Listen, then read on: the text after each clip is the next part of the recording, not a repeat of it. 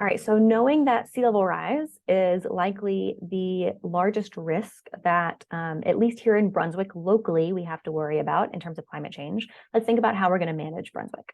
So cities are composed of complex interdependent systems that can be leveraged to support climate change adaptation via effective city governments supported by cooperative multi-level governments. Basically, what that means is that there are many different agencies and organizations, branches of the government that control Brunswick, right? And they need to work together at multiple levels, both top down and bottom up cooperation in order to tackle climate change. So we need to know first who in Brunswick is making the decisions, right? We have a lot of different agencies that control our environment, the way we interact with our environment, including sewer and water, roads and transportation, drainage structures, coastal development, sanitation, education, emergency services, so on and so on.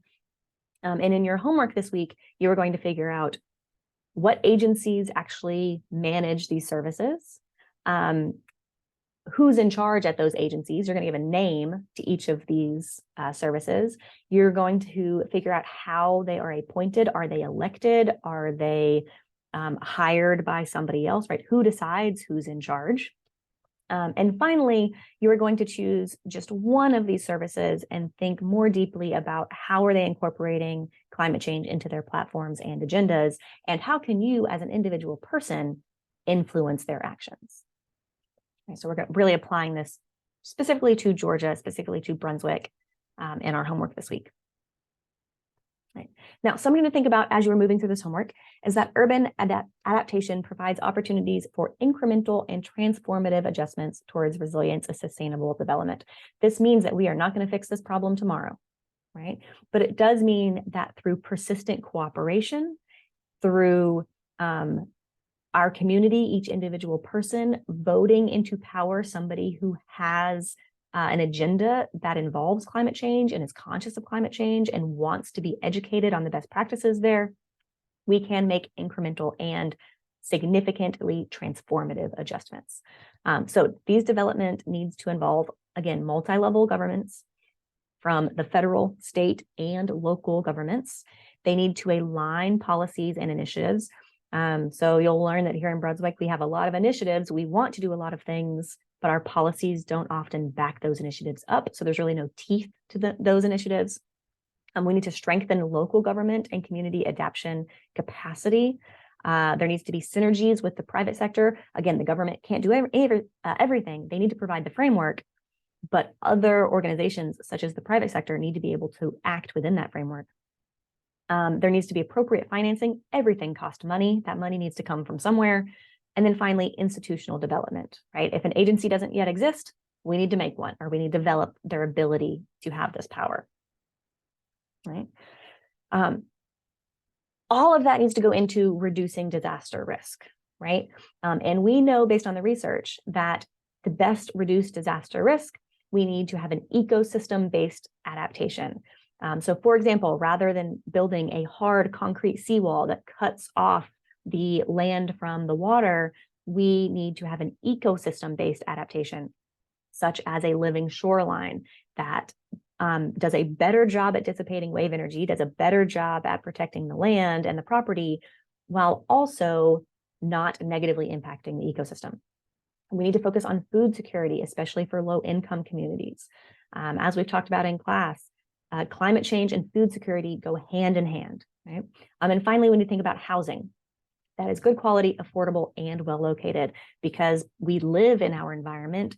And as our environment changes, if we don't have adequate housing, the risk of us being affected by climate change goes way up.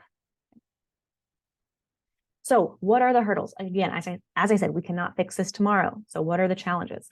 Urban centers around the world face severe constraints on raising and allocating resources to implement adaptation. So it all comes back to money, right? Often we have the technology, often we have the knowledge. It's the money that is holding us back. There's also infrastructure backlogs, right? We can't rebuild brand new bridges or rebuild brand new buildings that meet, certain sea level rise specifications because it costs money and there's just a lot of buildings, a lot of bridges. There's also a lack of appropriate mandates. As I said, our initiatives and our policy often don't line up. So if there's not a mandate, a policy making it mandatory that we update our infrastructure, we have little initiative to do it. A lack of human and financial resources. Again, it all comes back to money, but also expertise, which is one of the reasons it's so important that you are in this class and that you are earning this environmental science degree, because you are the human resource that places like Brunswick need. And finally, location-specific scientific evidence. Georgia does not have a geological society based on the coast, right? Or a geological survey based on the coast. That means we actually know very little compared to the states around us about our relative sea level rise, about wind impacts, storm impacts, drought impacts, all of that good stuff. We know we know enough to make decisions and actions, but we don't have a lot of location-specific, county-specific evidence or research. Finally, international financial institutions need to provide financial support for adaptation in urban areas, which right now they are not doing at a large scale. So to put all of this into a table, we can think about the sources of funding, whether it be public, private, local, national, international, and the instruments that might raise that money, whether it be taxes or commercial loans or foreign investments, what could be funded, what's the capacity for funding. So as you are moving through your homework, thinking about what initiatives Brunswick needs to invest in and how much it's going to cost, you also need to think about where that money is going to come from. And this could be an excellent table for you to refer back to. Now, there have been major movements towards getting the money, getting the incentives to support investment of climate change adaptation. However, there's also been some setbacks. So, for example, in 2022, President Biden nominated Sarah Bloom Raskin to serve as the Federal Reserve's top bank regulator. So thinking about where the money in the United States sits, how it's used, how our banks are regulated. Raskin sparked strong Republican opposition after arguing that financial regulators should pay more attention to the risks associated with climate change. Right, so thinking about how we're funding climate change adaptation, where we are driving loans, things like that. Additionally, Senator Joe Manchin opposed the nomination, saying that he wanted the Fed to focus on what he calls the most pressing issues, including rising inflation and energy costs. In this class and in life, I would argue that both of those things are intimately tied to the environment and to climate change. So by focusing on them, you need to also think about climate change.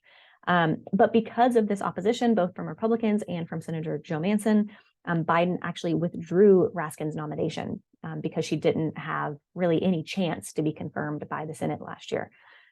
So, right, there is progress, there is movement, there is support, but it can be very hard, right, especially in our divided and contentious government right now. So that's what's happening on a national level. I want us to think on a local level. So for your homework this week, I want you to propose an initiative and policies that could reduce Brunswick's risk to climate change. You are going to work as a group in class.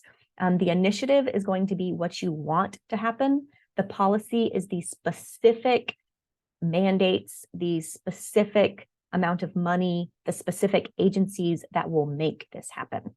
So the best answer who will receive bonus points is going to be fully thought out. It's going to think about who's going to propose this initiative, who are going to enforce the policies, who's going to pay for the whole thing. Is it going to be a one-time investment or a constant investment? And is it adaptable for future scenarios? Keeping in mind, we don't know exactly what the future is going to look like. So start thinking about this. You're going to work on it as a group in class.